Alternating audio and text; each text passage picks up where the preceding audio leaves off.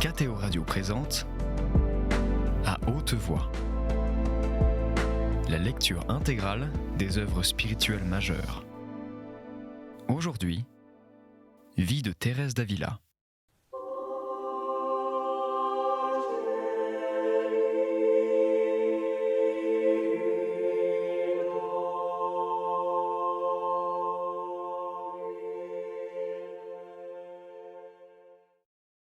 Voilà l'œuvre du démon. Il semble se servir des vertus qui sont en nous pour autoriser autant que possible le mal qu'il poursuit. Et ce mal, si petit qu'il soit en lui-même, lui procure un gain énorme quand il s'accomplit dans une communauté. Quel gain n'aura-t-il pas réalisé à cause de ma conduite, hélas, si mauvaise ? Aussi, pendant plusieurs années, il n'y eut que 3 personnes qui profitèrent de mes conseils. Mais depuis lors, le Seigneur m'ayant fortifié dans la vertu, j'ai pu, en 2 ou 3 ans, faire du bien à un grand nombre, comme je le dirai dans la suite. À part cela, il y a encore un autre grand inconvénient, c'est que l'âme y perd. Au début, elle doit veiller surtout à ne prendre soin que de sa perfection, et à vivre comme s'il n'y avait sur la terre que Dieu et elle. Cette pratique lui sera de la plus grande utilité. Voici une autre tentation, cachée comme les précédentes sous le zèle de la vertu. Aussi est-il nécessaire de se bien surveiller et de marcher avec prudence. Nous nous affligeons des péchés et des fautes du prochain. Le démon nous persuade que cette affliction vient uniquement du désir que Dieu ne soit pas offensé et notre douleur des atteintes à sa gloire. Aussitôt, nous voudrions y porter remède. La préoccupation nous envahit si bien qu'elle nous empêche de faire oraison. Et le plus grand dommage, c'est que tout cela nous paraît vertu, perfection et grand zèle pour Dieu. Je ne parle pas de la douleur que nous éprouvons à la vue des fautes publiques qui seraient passées en coutume dans une congrégation, ni des ravages que les hérésies, comme nous le voyons, causent dans l'Église par la perte de tant d'âmes. Cette douleur est très légitime, et pour ce motif, elle ne trouble pas. Le plus sûr pour une âme qui s'applique à l'oraison est donc de laisser le souci de tout et de tous, de ne s'occuper que d'elle-même et de procurer le bon plaisir de Dieu. Voilà ce qui lui est souverainement utile. Que n'aurais-je pas à dire si je devais raconter tous les errements où la bonne intention a conduit et dont j'ai été témoin ? Appliquons-nous donc toujours à ne considérer dans le prochain que ses vertus et ses bonnes œuvres, mais que la grandeur de nos péchés nous porte à cacher ses défauts. Cette pratique, tout imparfaite qu'elle soit au début, nous conduit peu à peu à une vertu solide qui nous fait estimer tous les autres plus que nous. C'est par là que l'âme commence à réaliser des progrès avec le secours de Dieu. Ce secours, d'ailleurs, est toujours nécessaire. Sans lui, toutes nos diligences sont vaines. Aussi, devons-nous supplier le Seigneur de nous accorder cette vertu. Mais faisons de généreux efforts. Il ne se refuse à personne. Voici encore un avis que je recommande à ceux qui discourent beaucoup à l'aide de l'entendement et qui savent déduire d'un sujet un grand nombre de pensées et de réflexions.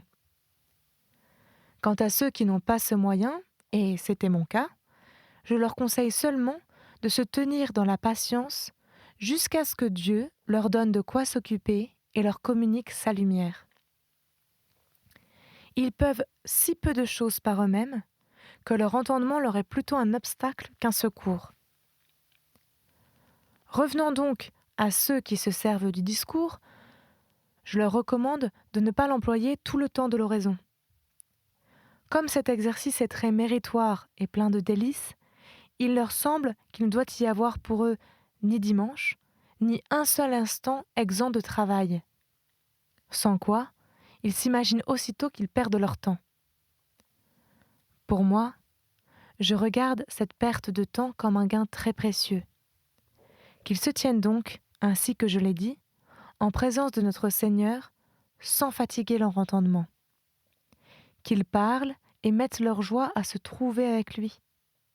Qu'ils ne se préoccupent point de composer des discours, mais lui exposent simplement les nécessités de leur âme et les motifs qu'il aurait de ne pas les souffrir devant lui. On doit s'appliquer tantôt à l'une, tantôt à l'autre de ces considérations, pour ne point fatiguer l'âme en lui donnant toujours la même nourriture.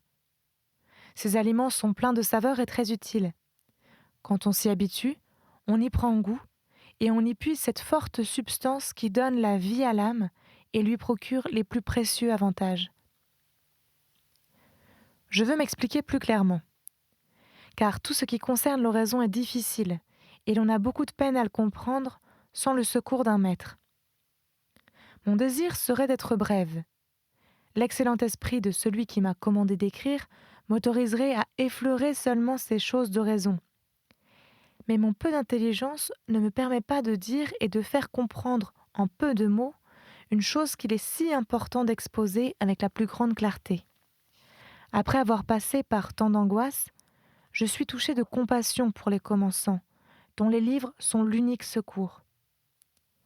On est étonné quand on voit combien la lumière qu'on y puise diffère de celle que donne l'expérience. Je reviens à ce que je disais. Nous méditons, je suppose, un mystère de la Passion, par exemple celui qui nous représente notre Seigneur à la colonne.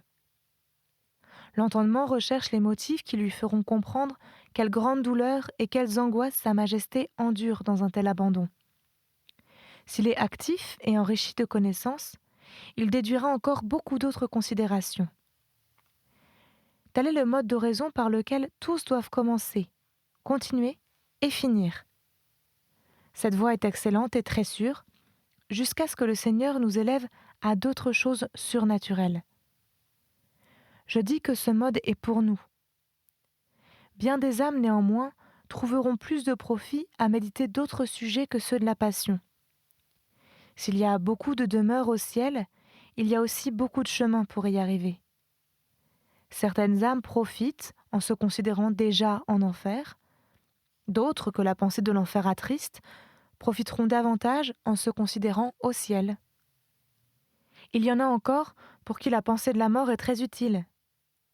Certaines personnes, qui ont une grande tendresse de cœur, se fatiguent beaucoup si elles méditent constamment la passion. Mais elles trouveront du repos et du profit à considérer le pouvoir et la grandeur que Dieu manifeste dans les créatures, l'amour qu'il a eu pour nous et qu'il fait resplendir en tout lieu. Ce mode d'oraison est admirable, mais il faut revenir souvent à la passion et à la vie de notre Seigneur, car c'est de là que nous sont venus et que nous viennent tous les biens. Celui qui commence doit bien examiner ce en quoi il profite davantage. Pour cela, un maître lui est très nécessaire pourvu qu'il ait de l'expérience. Si le maître n'est pas tel, il peut commettre beaucoup d'erreurs. Il conduira l'âme sans la comprendre et sans lui permettre de se comprendre elle-même. Et cette âme, connaissant les grands mérites qu'il y a à obéir au directeur, n'osera pas sortir de la voie qui lui est prescrite. J'ai rencontré de ces âmes qui étaient dans le trouble et l'affliction à cause de l'inexpérience du directeur. Elles me faisaient pitié. J'en ai vu une, en particulier, qui ne savait plus que devenir. Quand un directeur ne comprend pas ces choses spirituelles, il afflige tout à la fois l'âme et le corps. Il arrête tout progrès. Une personne m'a raconté que le sien la tenait enchaînée depuis 8 ans, sans la laisser sortir de la connaissance d'elle-même, et cependant le Seigneur l'avait déjà élevée à l'oraison de quiétude. Aussi eut-elle à souffrir de très grandes tortures. Sans doute, nous ne devons jamais négliger de considérer ce que nous sommes par nature. Il n'y a pas d'âme, eût-elle la taille d'un géant dans cette voie spirituelle, qui ne doive revenir très souvent à l'état de l'enfant et sucer comme lui à la mamelle. Qu'on n'oublie jamais ce point.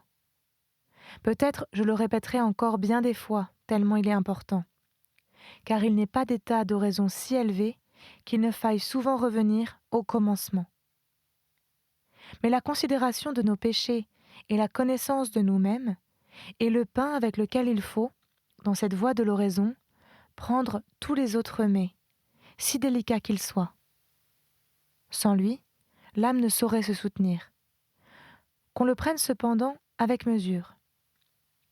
Dès que l'âme se voit subjuguée par la grâce, et bien persuadée de son impuissance à ne posséder rien de bon par elle-même, dès qu'elle se reconnaît toute couverte de confusion en présence d'un si grand roi et incapable de payer du plus faible retour ses immenses bienfaits, quelle nécessité a-t-elle de perdre là son temps? Pourquoi ne se porterait-elle pas plutôt à d'autres mets que le Seigneur lui présente? Il ne serait pas raisonnable de les refuser. Sa Majesté sait mieux que nous la nourriture qui nous convient. Il est donc très important que le directeur soit prudent, c'est-à-dire qu'il ait un esprit sûr et de l'expérience. Si à cela il ajoute la doctrine, c'est un très grand bien. Mais si l'on ne peut en trouver un qui ait ces trois qualités réunies, qu'on sache que les deux premières sont les plus importantes, car on peut, dans un cas de nécessité, trouver des hommes instruits et leur demander conseil. Les commençants retirent peu de profit, selon moi, des savants qui ne sont pas adonnés à l'oraison. Je ne leur dis pas cependant de n'avoir avec eux aucun rapport. Mais si dès le début, l'âme ne devait pas suivre la voie droite, j'aimerais mieux qu'elle ne fît jamais oraison. La science est un grand trésor. Elle nous instruit, nous qui savons peu de choses, et nous communique la lumière. Avec elle, nous arrivons à connaître les vérités de la Sainte Écriture et par suite à nous acquitter de nos devoirs. Quant aux dévotions sottes, que Dieu nous en préserve.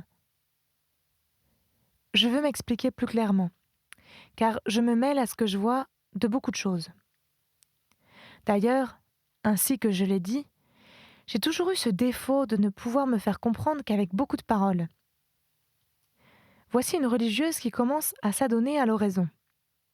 Son directeur est un homme simple et il a la fantaisie de la porter à croire qu'il vaut mieux lui obéir qu'à son supérieur. Il n'y mettra aucune malice. Il croit même agir sagement. Et s'il n'est pas religieux, il sera persuadé qu'il doit en être ainsi. S'il traite avec une femme mariée, il lui dira qu'il vaut mieux vaquer à l'oraison, malgré le mécontentement de son mari, quand elle devrait s'occuper des affaires de famille. Ainsi donc, il ne sait régler ni le temps, ni les œuvres d'une manière conforme à la vérité. La lumière lui manque, et malgré son désir, il ne saurait la communiquer aux autres.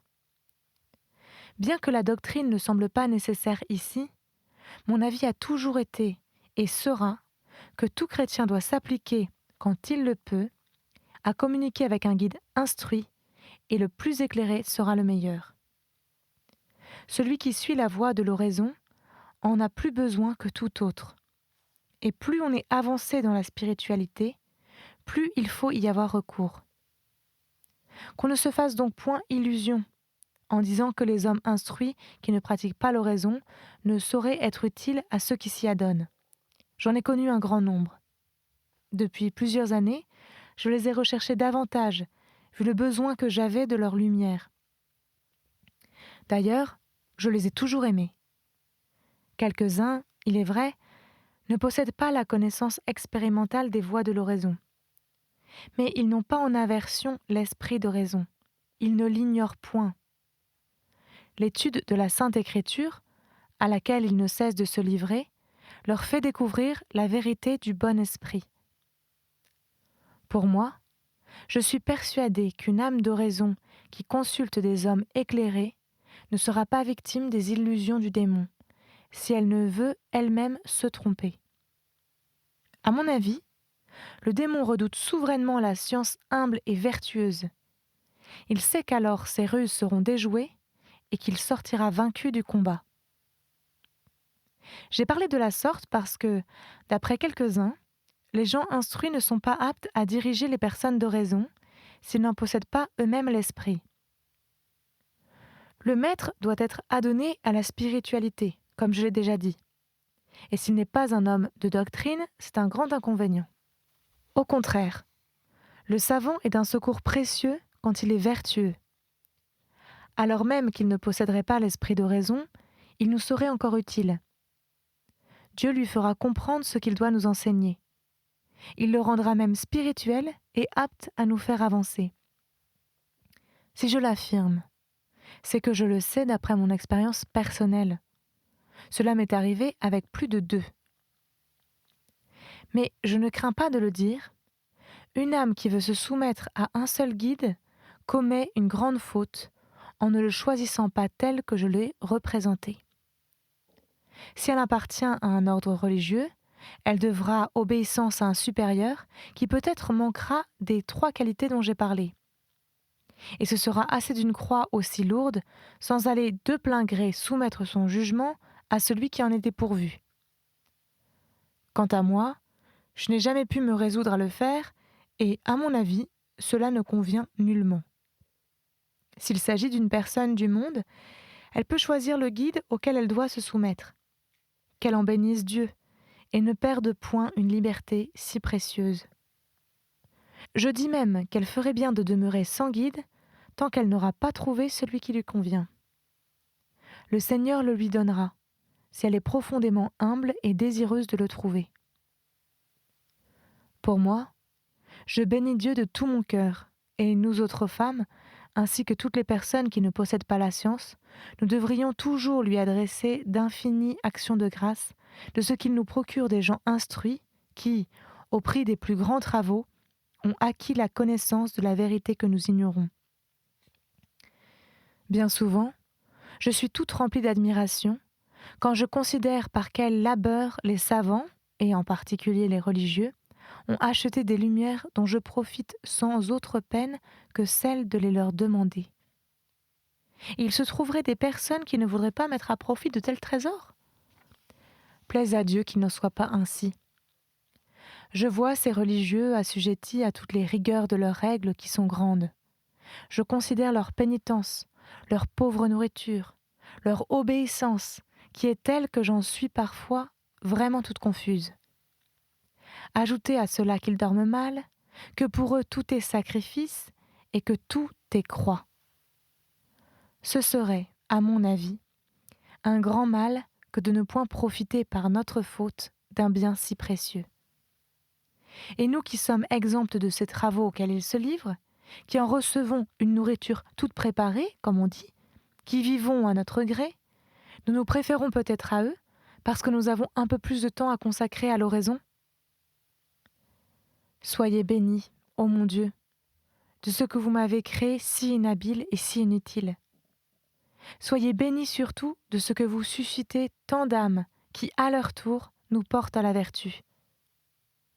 Nous ne devrions jamais cesser de prier pour ces savants qui nous donnent la lumière. Et que deviendrions-nous sans eux, au milieu de ces tempêtes si grandes qui, à l'heure actuelle, agitent l'Église ? Si quelques-uns de ces savants se sont montrés infidèles, les bons n'en brilleront qu'avec plus d'éclat.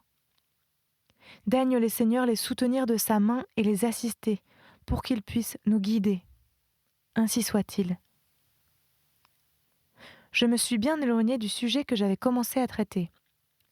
Toutefois, ces avis seront très utiles à ceux qui débutent. Dès lors qu'ils s'engagent dans une voie si sublime, ils pourront du moins veiller à marcher dans le droit chemin. Je reviens donc à ce que je disais sur le mystère de notre Seigneur à la colonne. Il est bon de se servir du raisonnement pendant quelques instants.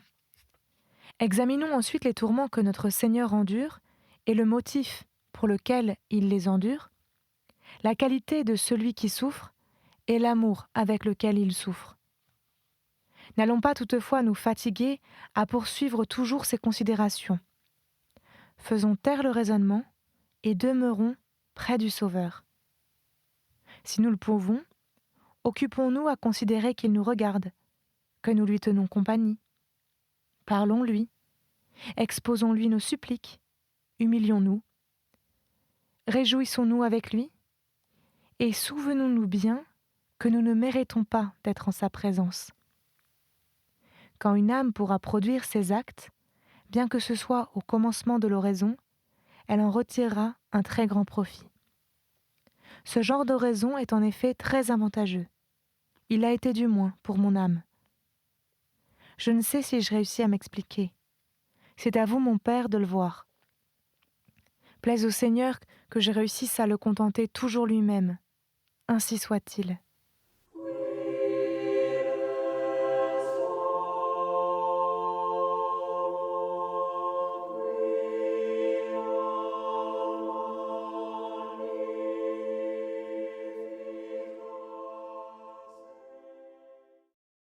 Chapitre 14. Elle commence à expliquer le second degré d'oraison, dans lequel le Seigneur fait déjà goûter à l'âme des consolations plus spéciales. Elle montre comment ce sont des faveurs surnaturelles. C'est un point important à noter. Nous avons vu combien il est pénible d'arroser ce jardin de notre âme quand on tire l'eau du puits à force de bras. Parlons maintenant de la seconde manière d'arroser, prescrite par le maître du jardin. Le jardinier, en faisant marcher une noria, puise une quantité d'eau plus grande. Il se fatigue moins, il n'est pas obligé de travailler sans cesse et peut prendre du repos. C'est de cette manière d'arroser le jardin, en l'appliquant à l'oraison, qu'on appelle oraison de quiétude, que je veux m'occuper maintenant. L'âme commence ici à se recueillir. Elle touche déjà aux choses surnaturelles. Mais elle ne peut en aucune manière y parvenir par elle-même, malgré toutes ses diligences. À la vérité, elle a pris, ce semble, de la peine pendant quelque temps à tourner la roue de la noria pour remplir les godets qui y sont fixés. Je veux dire qu'elle a travaillé avec l'entendement.